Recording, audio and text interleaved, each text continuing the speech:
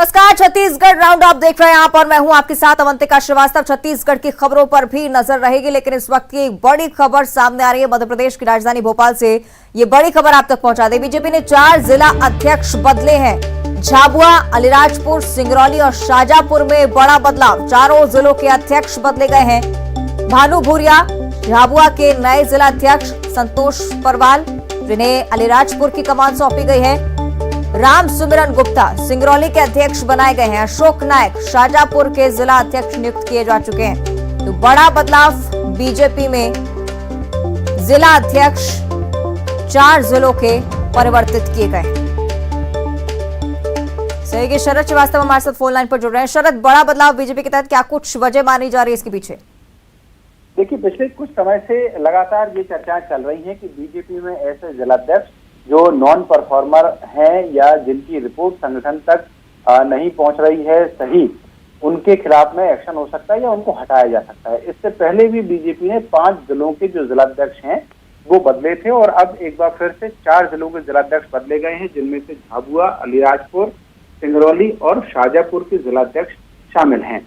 इस नजरिए से देखना चाहिए। एक और महत्वपूर्ण बात है कि इन जिलों को अगर हम देखें तो कहीं ना कहीं ये आदिवासी जो इलाके हैं वो हैं, वहाँ के जो जिलाध्यक्ष हैं बदले गए हैं। तो एक फोकस बीजेपी का कहीं ना कहीं ट्राइबल क्षेत्र में भी है कि वहां पर संगठन को चुनाव से पहले कैसे और मजबूत किया जाए। तो उस लिहाज से भी इन नई नियुक्तियों को महत्वपूर्ण माना जा रहा है, क्योंकि अगले साल मध्य प्रदेश में जो चुनाव है वो विधानसभा के होने हैं। उससे पहले जिलाध्यक्षों को बदलने की प्रक्रिया चल रही है और सूत्रों की माने तो आने वाले दिनों में कुछ और जिलों के भी जिलाध्यक्ष बदले जा सकते हैं। ठीक है, शुक्रिया आपका शरद इस पूरी जानकारी के लिए।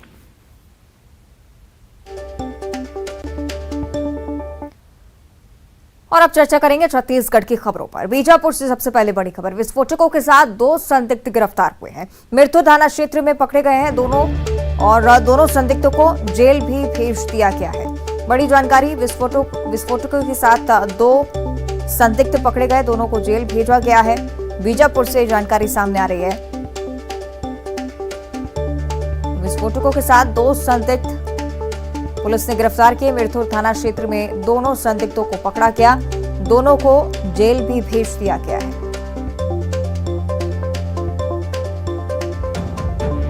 तो बीजापुर से खबर सामने आ रही है। विस्फोटकों के साथ 2 संदिग्ध गिरफ्तार हुए हैं। मिरतुर थाना क्षेत्र में दोनों को पकड़ा गया, दोनों ही संदिग्धों को जेल भेजा गया है। सही, भरत हमारे साथ फोन लाइन पर जुड़ रहे हैं। भरत, क्या कुछ जानकारी इस पूरे मामले पर? देखिए अवंतिका, मैं आपको बता दूं, जिस तरीके से जानकारी बाहर निकल के आ रही थी, पुलिस को लगातार कामयाबी मिल रही है। क्योंकि आज ही की बात है, आज पुलिस को 2 जो संदिग्ध हैं जिनके ऊपर संदेह पुलिस को लगी थी, ऐसे में उनको बिठाया गया। जब पूछताछ की गई तो कई तरह के जो वैधानिक तौर पर जब पूछा गया तो उनके साथ जो सामग्री जो निकली थी, जो कि जो नक्सली जो है वो उसका उपयोग करते हैं, जो कई सामग्री है, बम या फिर स्फोटक जैसे जो सामग्री होते हैं, उस तरह की जो सामग्री जो इनपुट होती है वो सारी चीजें उन पर बरामद हुई। कहीं ना कहीं पूछताछ करने के बाद पुलिस को शक हुआ, के बारे में पुलिस ने पकड़ के लाई। वाकई में पकड़ के लाने के बाद जिस तरीके से पूछताछ उससे की गई तो कहीं ना कहीं जिस तरीके से सामग्री बरामद हुई, उस संदेह जिस तरीके से हो रहा था, उस संदेह में वाकई में की पुष्टि हो गई कि हम माओवादियों के द्वारा कई जो घटना घटित हुई उनमें इन विशेष इन दोनों व्यक्तियों का योगदान था। उसके बाद आज उन्हें न्यायालय में पेश किया गया है। जी ठीक है, यानी कि गिरफ्तारी दोनों संदिग्धों की हो गई है। साथ ही ये भी जानकारी चाहेंगे, क्योंकि बीजापुर से दोनों संदिग्ध पकड़े गए, तो क्या कोई नक्सली कनेक्शन भी? जी बिल्कुल, आपको बता दूं अवंतिका, पुलिस के जो आला अधिकारी हैं इसमें जिस तरीके से जानकारी अब तक बाहर निकल के आ रही थी, दोनों जो संदिग्धों के पास रखे गए तैले थे, उन जिसमें तलाशी करने पर 2 जो नग है इलेक्ट्रॉनिक जो डेटोनेटर होता है, कार्डेक्स जो वायर होती है, जो सेफ्टी फ्यूज होती है, वो 6 नग जेलेटिन के साथ इनमें पाया गया है। जो नक्सली जो होते हैं अधिकांश जो जब भी कोई घटना घटित करते हैं तो ये सामग्री विशेष तौर पर वो इस्तेमाल करते हैं। कहीं ना कहीं जिस तरीके से इन दोनों संदिग्धों के पास भी इस तरीके के लगातार जो सामग्री है वो पाए गए हैं और कई जो घटना इनमें शामिल होने की पुलिस दावा कर रही है। ठीक है, शुक्रिया आपका भरत जानकारी के लिए। आगे बढ़ते बिलासपुर से बड़ी खबर है। अनियंत्रित होकर एक यात्री बस पलट गई है। बस हादसे में 10 यात्री घायल बताए जा रहे हैं। घायलों को फौरन अस्पताल में भर्ती करवाया गया। पेंड्रा से बिलासपुर की ओर ये बस जा रही थी। बंजारी घाट के पास ये हादसा हुआ है। केंदा चौकी क्षेत्र की घटना आपके साथ साझा कर रहे हैं। अनियंत्रित होकर ये यात्री बस पलटी, बड़ा हादसा, लेकिन 10 यात्री इसमें घायल हुए हैं। घायलों को फौरन अस्पताल में भर्ती कराया गया है। आगे बढ़ते बात करेंगे कवर्धा की। अनियंत्रित होकर एक पिकअप वाहन यहां पर पलट गया और पिकअप पलटने में 12 लोग घायल हो गए हैं। सभी को अस्पताल में भर्ती कराया गया है। पूरमदेव मंदिर में दर्शन के लिए सभी श्रद्धालु पहुंच रहे थे। इसी दौरान बीच में ये हादसा हुआ। कोतवाली के सरेखा गांव के पास की घटना है।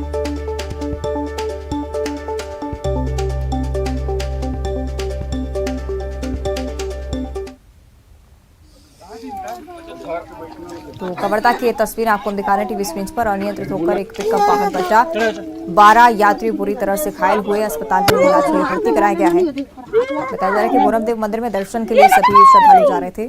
इस दौरान पिकअप अनियंत्रित होकर पलट गया।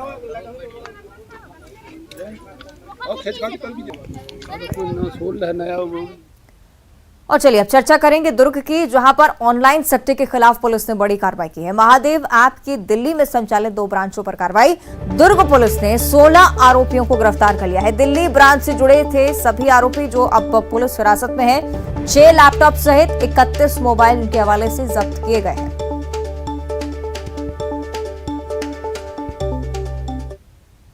द्वारा साकेत दिल्ली में संचालित होने वाले 2 महादेव बुक ऐप के ब्रांचेस को नस्ताबूद किया गया है। एक ब्रांच से 10 व्यक्ति और दूसरे ब्रांच में कार्यरत 6 व्यक्तियों को पुलिस द्वारा गिरफ्तार किया गया है।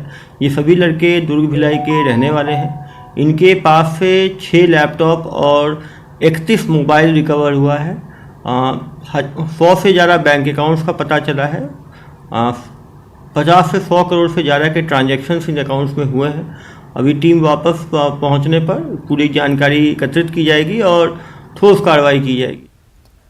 और चलिए अब चर्चा कर लेते हैं मुंगेली की बड़ी खबर। नगर पालिका अध्यक्ष फर्जी जाति प्रमाण पत्र का मामला और बीजेपी के आरोप को नगर पालिका अध्यक्ष ने झूठा बता दिया है। हर जांच के लिए तैयार हैं, साफ तौर पर कहा है हेमेंद्र गोस्वामी ने। अरुण साव और पुन्नूलाल मोहल्ले पर मानहानि का दावा करेंगे।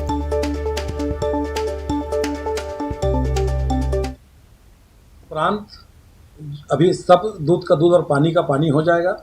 चूँकि मुझे प्रताड़ित कर रहे हैं, मैं पिछड़ा वर्ग से आता हूं, इसलिए मैंने चुनाव पार्षद का अध्यक्ष का लड़ा और बहुत जल्द मैं जो है यहाँ के विधायक पुन्नूलाल मोहल्ले और भाजपा के सांसद और प्रदेश अध्यक्ष भी हैं अरुण साव के खिलाफ एवं उन पार्षदों जिन्होंने झूठा दस्तावेज बनाया है, मैं मानहानि का दावा करूंगा और थाने में बहुत जल्द FIR दर्ज।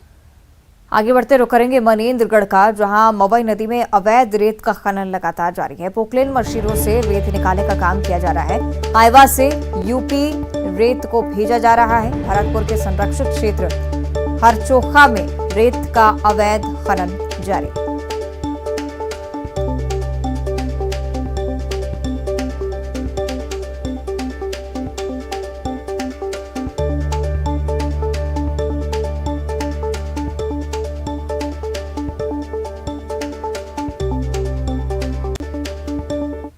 और अगली खबर भी मनेन्द्रगढ़ से ही, जहां स्कूल जाते समय कुछ छात्राएं रोती हुई पाई गईं। हॉस्टल अधीक्षिका पर परेशान करने का आरोप लगा है।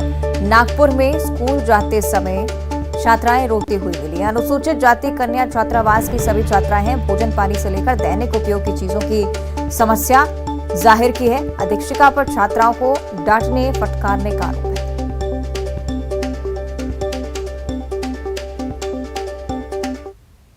मैं ट्रैक्टर में था तो बताया मेरे को, तो बोलते हैं कि एक दिन का 30 रुपया तुम लोग को तो मिलता है मेरे को खिलाने के लिए, कहाँ से खिलाऊंगी मैं। अच्छा,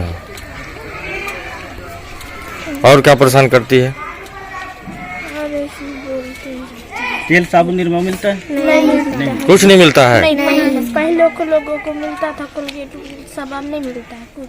अच्छा, अब नहीं मिलता था। यहाँ शिकायत करने आए थे? हाँ। क्या बोली मैडम?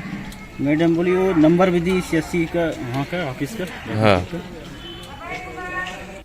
आगे बात करेंगे अंबिकापुर की, जहां पर न्यूज 18 की खबर का बड़ा असर हुआ है। प्राइमरी स्कूल दाती ढाब में स्कूली बच्चों से काम कराने के मामले में जिला शिक्षा अधिकारी ने खंड शिक्षा अधिकारी को जांच के आदेश दिए हैं। न्यूज 18 ने इस खबर को प्रमुखता से दिखाया था, जिसके बाद स्कूल शिक्षा विभाग हरकत में आया। मामले की जांच का आदेश दिया गया। दोषी पाए जाने पर शिक्षकों के ऊपर कार्रवाई करने के बाद जिला शिक्षा अधिकारी ने साफ तौर पर कही है। ये संज्ञान में आया है विकासखंड मैन पार्ट के दाती ढाब में कि बच्चों से काम कराया जा रहा है। तो उसको संज्ञान में आते ही मैं विकासखंड शिक्षा अधिकारी को जांच के आदेश दे दिए हैं और जैसी रिपोर्ट आती है और यदि गलत है तो जिसने गलती की है उस पर कार्रवाई की जाएगी। जांच का विषय है, जांच में जैसी रिपोर्ट आती है उसका जवाब बना के आपको दे दिया जाएगा। तो HM जो जिसने निर्देश दिया है उस पे कारण बताओ नोटिस जारी की जाएगी। और उधर महाराष्ट्र के नागपुर चाइल्ड ट्रैफिकिंग मामले का तार छत्तीसगढ़ से जुड़ता हुआ नजर आ रहा है। मनेन्द्रगढ़ के जनकपुर में एक दंपति को चोरी का बच्चा मिला और इस मामले में नागपुर पुलिस ने जनकपुर से 3 लोगों को हिरासत में लिया। पूछताछ के लिए नागपुर लेकर गए चाइल्ड ट्रैफिकिंग गिरोह की मुखिया श्वेता खान से जनकपुर निवासी विक्की जगवानी ने एक बच्चा खरीदा था। महाराष्ट्र के नागपुर के अंबाझरी थाने में गिरोह की मुखिया और जनकपुर निवासी विक्की जगवानी और उसकी पत्नी बहन पिंकी वाधवानी समेत अन्य पर मामला दर्ज हो चुका था। शुक्रवार की सुबह महाराष्ट्र पुलिस जनकपुर पहुंची और 3 लोगों को हिरासत में लेकर नागपुर लेकर गई।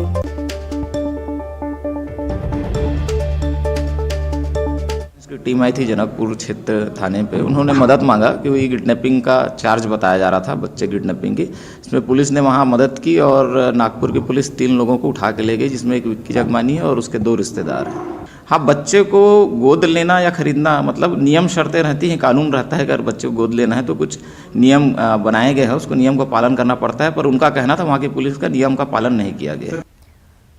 और अब सीहोर से इस वक्त की बड़ी खबर। सलकनपुर मंदिर में चोरी का खुलासा हो चुका है। मंदिर से 4 बोरियां चोरी हुई थी। चोरों ने 2 बोरियों में पैसे भर दिए थे। जब्त बोरियों से 10,28,000 रुपए बरामद किए जा चुके हैं। मंदिर में सफाई कर्मी ही चोर था। अनिल मुख्य आरोपी बताया जा रहा है। शुभम कटारिया अनिल का जीजा। पहले भी चोरी के कई सारे मामले इस पर दर्ज हैं और आरोपियों के कबूलनामे के बाद सर्चिंग समाप्त हुई है। 5 दिन की रिमांड पर लेकर पुलिस इनसे पूछताछ में जुटी हुई। तो बड़ी जानकारी सामने आई है। सलकनपुर मंदिर में जो चोरी हुई थी इस बारे में ये जानकारी कि 4 बोरियां चोरी हुई थी, जिनमें से 2 बोरियों का पैसा निकालकर अन्य 2 बोरियों में रखा गया। मंदिर का जो पैसा चोरी हुआ था वो भी पुलिस ने बरामद कर लिया है। मुख्य आरोपियों के खिलाफ कई सारे आपराधिक केसेस पहले से ही दर्ज है। सहयोगी प्रदीप हमारे साथ फोन लाइन पर जुड़ रहे हैं। प्रदीप, क्या कुछ जानकारी फिलहाल पूरे मामले पर? अवंतिका, इस चोरी के सनसनीखेज मामले को लेकर पूरे प्रदेश के अंदर ही ये जो चोरी काफी चर्चित रही थी, लेकिन जिस अंदाज में चोरों ने चोरी करी थी उससे ऐसा लग रहा था कि निश्चित रूप से ये जो चोर है इनकी रेकी बहुत स्ट्रांग है या ये मंदिर से कहीं जुड़े हुए। और वही पुलिस के अंतिम खुलासे के अंदर आज सामने आया जब एसपी मयंक अवस्थी ने ये बताया कि जिस चोर को निशानदेही पकड़ा गया अनिल, वो मंदिर में सफाई का काम करता था और उसका जो जीजा है शुभम, वो शुभम कटारिया होशंगाबाद के रहने वाले, वो जो है जिस तरह से उस पर चोरी की वारदात थे। जब उनसे कड़ी पूछताछ की गई तब इन्होंने बताया कि जो 4 बोरी हम चुरा के ले गए थे उनको हमने 2 बोरी में शिफ्ट करके जो मंदिर की नागिन पहाड़ियां कहलाती है वहां हमने छिपाने का प्रयास किया। पुलिस ने पकड़ लिया है। तो कुल मिलाकर ये पूरा मामला जो है अवंतिका सामने आ चुका है और इसका आप बिल्कुल, यानी कि अब मामले का खुलासा करते हुए चोर भी गिरफ्तार कर लिए जा चुके। शुक्रिया आपका जानकारी के लिए। और आज हम आपको बताते हैं, क्षमा कीजिएगा, दिखाते हैं 52 लाख का मजाक कैसे होता है। साथ ही देखिए कि विकास के पंख को फड़फड़ाती हुई चिड़ैया कैसे मनमाने स्थान पर बैठकर चहकने की प्रतीक्षा करेगी।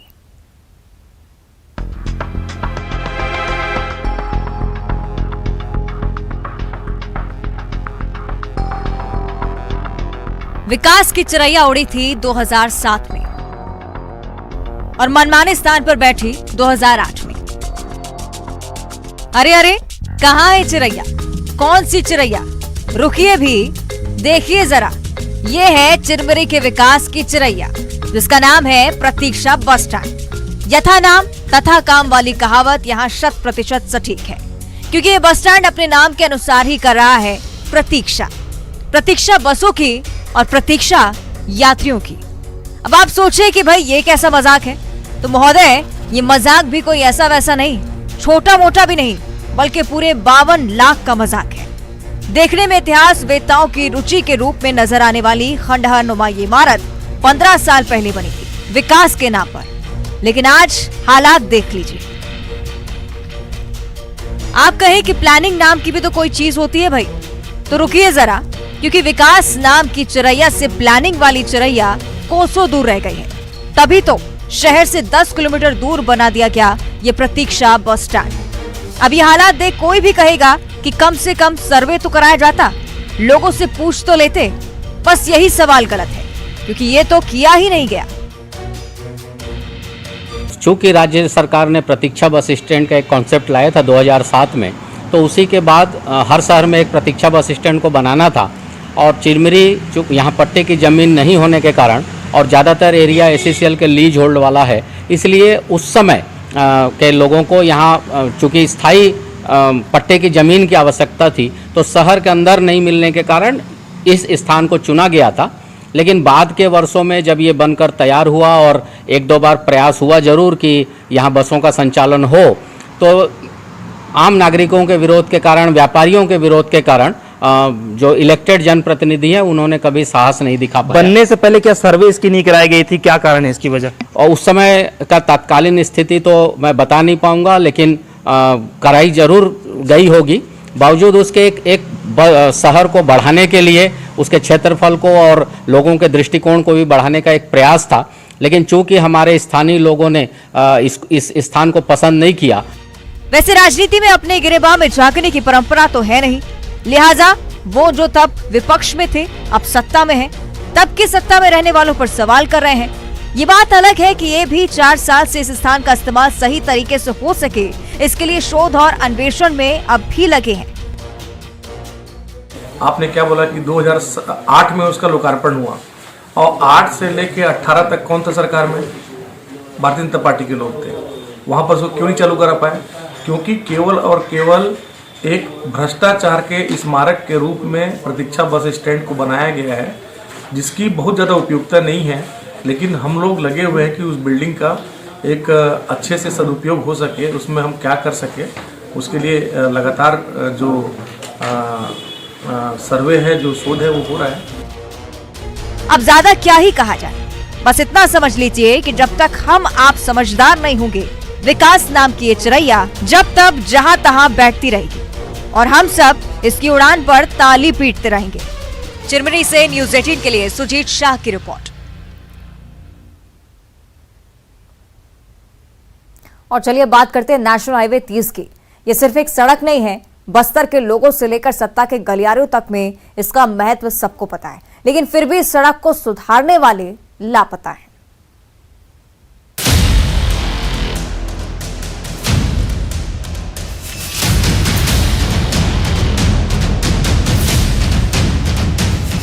ऐसा सिर्फ राजनीति में ही संभव है।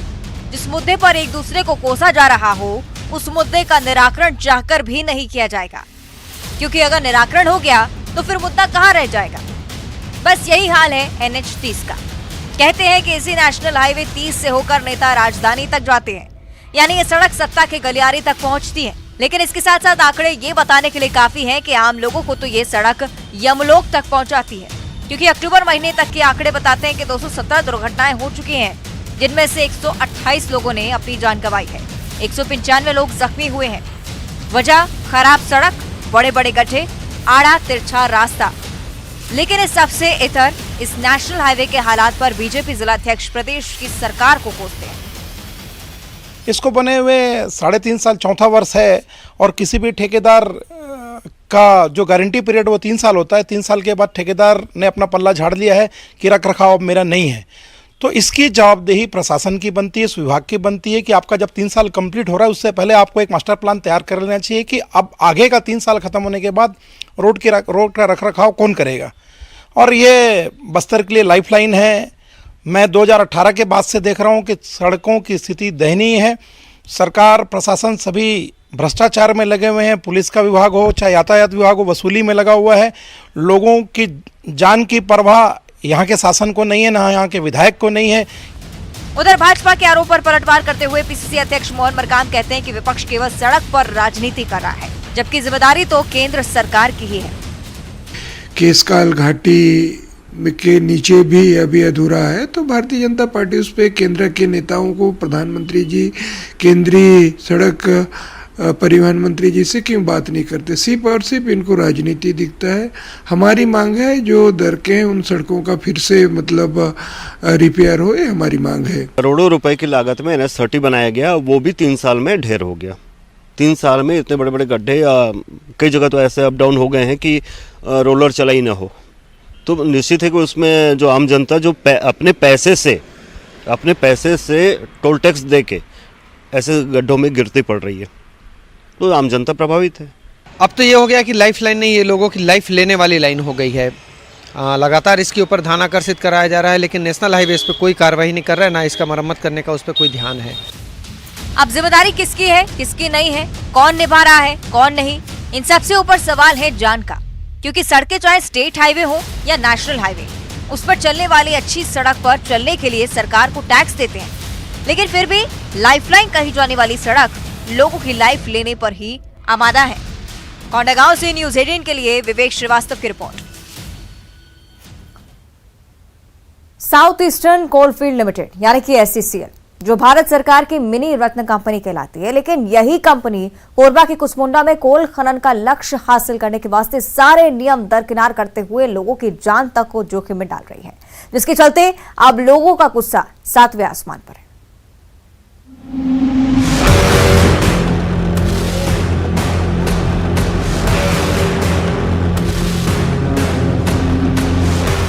एक बार सिर्फ सोच कर देखिए, आप घर में हो और अचानक आपको धमाकों की तेज आवाज सुनाई देने लगे, आपके घरों पर पत्थर गिरने लगे। जी हां, ये सोचकर ही रोंगटे खड़े हो जाते हैं, लेकिन कोरबा में ये रोज हो रहा है। रोजाना लोग इससे दो चार हो रहे हैं। बात हो रही है कोरबा की SECL कुसमुंडा की खुली खदान की, जहां लगातार हैवी ब्लास्टिंग की जा रही है। धमाके इतने तेज हैं कि किसी के भी कानों को थर्रा कर रख दें। लेकिन ये सिर्फ धमाके नहीं, बल्कि इन धमाकों का असर ये भी कि इस हैवी ब्लास्टिंग के चलते कोयले के बड़े बड़े टुकड़े लोगों के घर की छत और आंगन में लगातार गिर रहे हैं, जिससे हमेशा लोगों के घायल होने की आशंका बनी रहती है। वहीं इस ब्लास्टिंग से घरों को पहले से ही नुकसान हो रहा है। आपको बता दें कि सोशल मीडिया पर इस हैवी ब्लास्टिंग की तस्वीरें अब वायरल हो रही हैं, तो हर तरफ इनकी चर्चा है। हालांकि इन तस्वीरों के सामने आने के पहले भी इसी तरह से जोरदार धमाके किए जा रहे थे, वो भी असुरक्षित तरीके से, जिसके चलते कई मकानों की छत अब तक क्षतिग्रस्त हो चुकी है। अब लगातार होती इस ब्लास्टिंग से ग्रामीण भी परेशान हो चुके हैं और प्रबंधन के खिलाफ प्रदर्शन करते हुए कोयला उत्पादन को ही बंद करने की तैयारी में जुटे हुए हैं। दीवार सब दीवार लगे थे तो पूरा चढ़ के भर के ही कभी भी नुकसान हो सकता है ना, कभी भी गिर सकता है। हम घर ले बाहर ले तो घर में आथन ताल करे लगे रहे तो साहब मन बोले, साहब मन ला बोले यही बात ला, तो साहब मन कहीं दीपावली के बाद में आथन कहीं ताज दीपावली नहीं हुए साहब का। एक तरफ देश में कोयला उत्पादन का टारगेट हासिल करने के लिए लगातार कोल खनन जारी है, तो वहीं कुसमुंडा की खुली खदान में इस लक्ष्य को पूरा करने के लिए नियमों को ताक पर रख दिया गया है और हैवी ब्लास्टिंग की जा रही है। ऐसे में इससे परेशान हो चुके लोगों की नाराजगी अब गुस्से में तब्दील होती जा रही है और अगर प्रबंधन इसे लेकर जल्द ही नहीं चेता तो लोगों का गुस्सा कभी भी फूट सकता है। अब्दुल असलम, न्यूज़ 18, कोरबा। छत्तीसगढ़ राउंडअप में इतना ही। देखते रहिए न्यूज़ 18।